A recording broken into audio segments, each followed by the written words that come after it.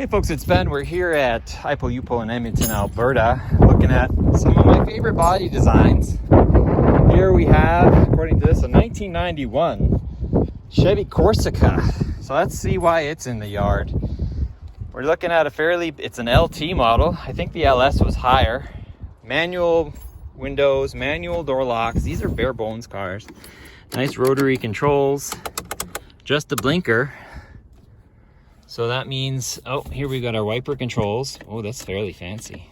I really need to find out what my car needs. Cool Sony cassette player radio and air conditioning. So that's a fairly nicely loaded car. Corsica. Pull that out for cup holders. Way to go, GM, to do something in the ashtray cup holder. Cup holder, ashtray. How's that? I guess that's the cup holder. I don't know. Coins, dimes, quarters, nickels. Look at that. Park brakes on. We're not going anywhere now. We're safe. This would be the power window controller if it were there. We have a 3-speed transmission.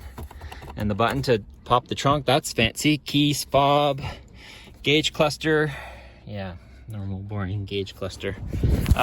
Basic transportation, rental car fleet colors. How enjoyable is that? Oh, really? Come on now. There you go. Vents right there. Bam, in your face. Oh, somebody took that. How desperate are you for door cranks that you take the rear crank on a Corsica? Anyway, we have some haulage. We're a little crusty here. Yeah, the weather stripping was holding that on, and a little crispy here too. So I think we've got some body integrity issues. Rocking the hubcaps, man. Gorgeous taillights, not perforated or anything, just solid red and reverse lights. If I needed parts, that's a gorgeous one right there. Let's take a look at our VIN and our RPO codes. That'll tell us all we need to know about walking around this car. Taking these panels off is just like a million screws back here. These come right out here, and then that's going somewhere to Magic Land. Spare tire is present. Look at that weirdness of the wheel well. It actually folds back in, and then there's the shock top. Crusty on the trunk. Nothing written up there, but in the ever so popular Chevy black and red. That's my van's features that. It's a little bit newer. Gas cap there. These look like 14s. They are a hubcap. This wheel is seized. P185 75 14s. And that is not bad. The body's toast, but this connection to the trailing arm is okay. And the shock looks like it's okay. It's just the rockers it smells like gasoline a little bit. Come on. All these doors are saggy. More crustness. Yeah, the body's just toast on this, and someone couldn't get the rear trunk off. Looking for all the money. Third brake light low on the car. This would be passenger car, so it's got all the lame rules going with it. Come on. It says no.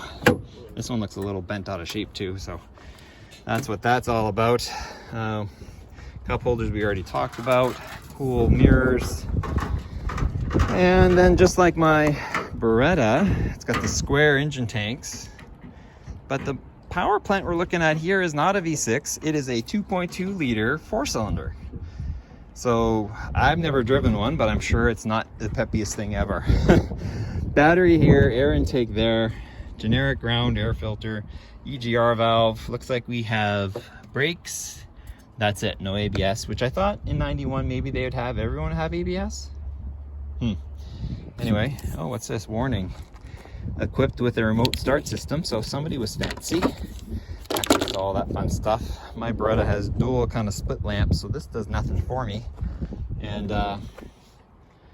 yeah, it's got the awesome roof patina. It's almost like a different top now. Wipers as, you know, typical. So it's a fairly, see, that one's free. Nice example, outside the fact that it's rusted apart. Another place to check for rust is where the subframe actually bolts up to the body. Like, this is not a good sign. Where this subframe, there's a body puck right here, and where it bolts to the body, how is the body?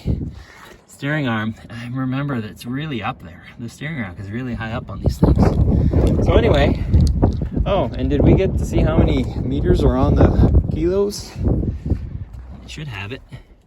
350,000 kilometers. So the car is allowed to die. I'm guessing this is all dead because of stress. You know, bouncing up and down, all that. 350,000 kilometers. And then parked for a while because it's got more moss on it than a tombstone. So this car's done its job. The Chevy logo is gone. I would have taken that, you know, it's one of those things. Neat car though. If you have any questions, comments, leave them. Subscribe to my channel, Turbo231, for more cool videos like this one. And yeah, it's just kind of a neat example. I'll run the cards now. Thanks for watching, appreciate it. Kind of like that Bel Air we covered, the bent window, just a little bit smoother. Bob Ransom, wherever he is.